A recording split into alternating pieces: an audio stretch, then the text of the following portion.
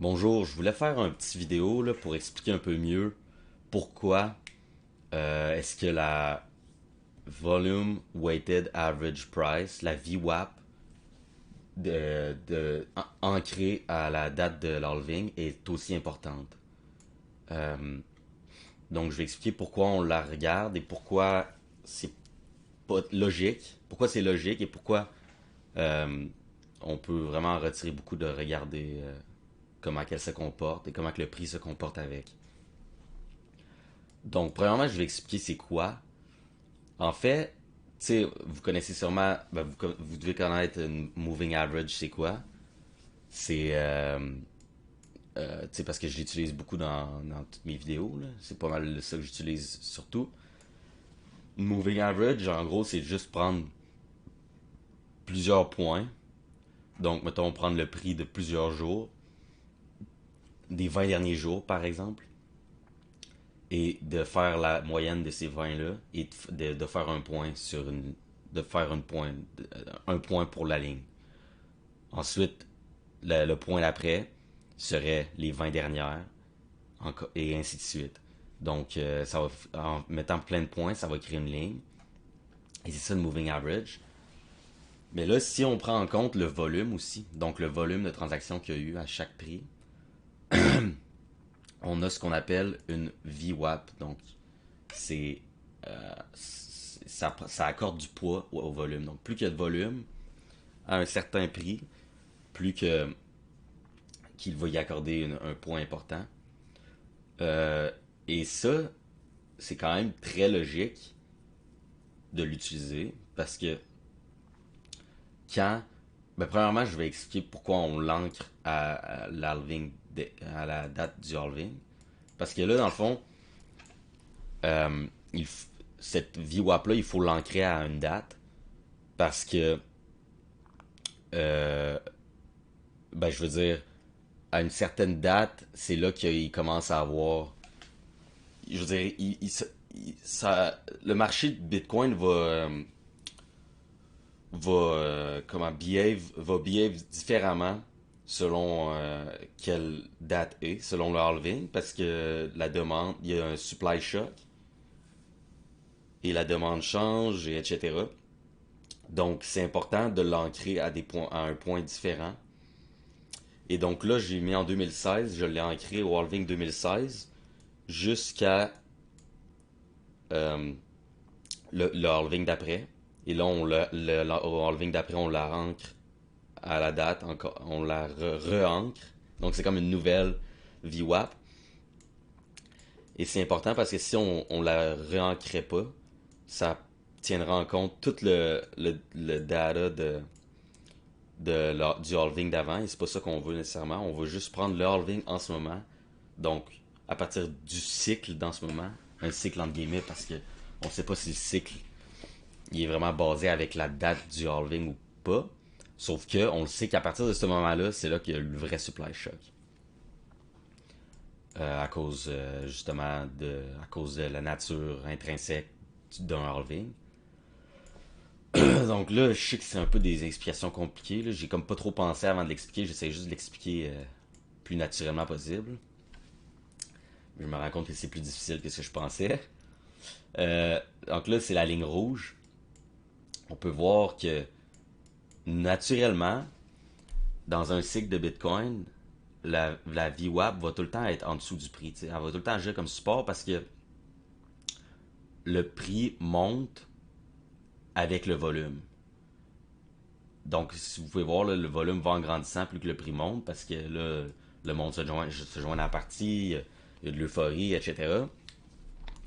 Et la VWAP va tout le temps essayer de catch up avec le prix, mais elle va tout le temps avoir un genre de délai. Et ça, c'est naturel, c'est normal.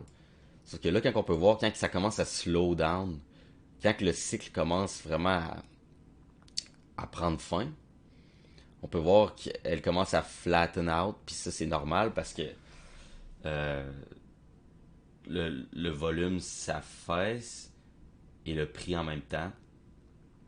Et là on peut voir que quand il commence à se flatten out, là, il y a un genre de le prix qui zigzague alentour. Et c'est important de comprendre pourquoi c'est logique, parce que quand le prix descend en bas de cette ligne-là, c'est parce que il y a un gros événement de capitulation qu'on appelle. C'est il y a les participants, c'est comme s'ils ils abandonnaient. Et ils se disent que le prix de tout le cycle est comme la moyenne du prix avec tout le volume est comme plus adapté.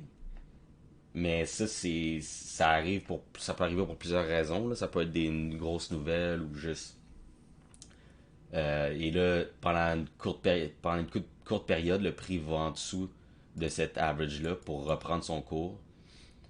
Et vous pouvez même voir que la pente devient négative, là, la pente de la VWAP. Et ça arrive pas mal à chaque cycle.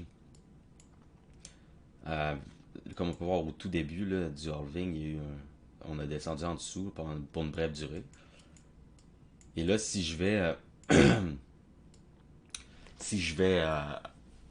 voilà, au cycle dans ce moment, on peut voir que ça a fait comme la même chose. On l'a retapé une fois, deuxième fois, presque une troisième fois, et on flirte avec encore.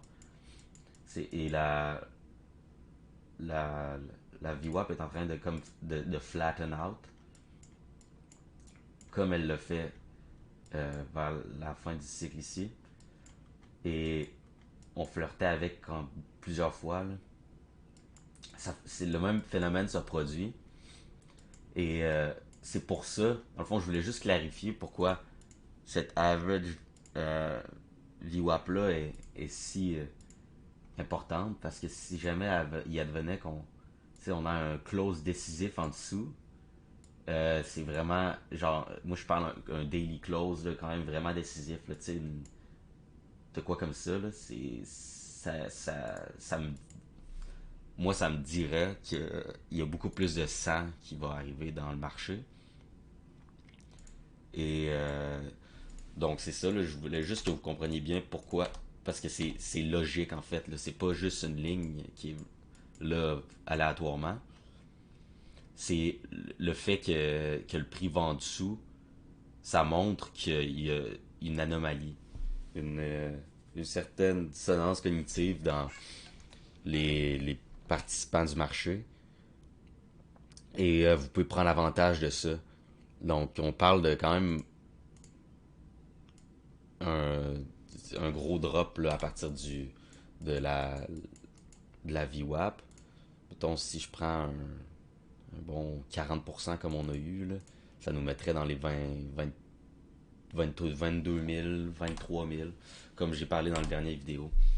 Donc, c'est tout ce que je voulais vous montrer. Si jamais vous voulez voir le code, parce que j'ai codé la VWAP, euh, c'est ici. Là. Parce que dans PineScript, tu peux créer tes propres indicateurs. Et c'est cette partie-là ici. Donc voilà, c'est tout. Je voulais juste clarifier ça.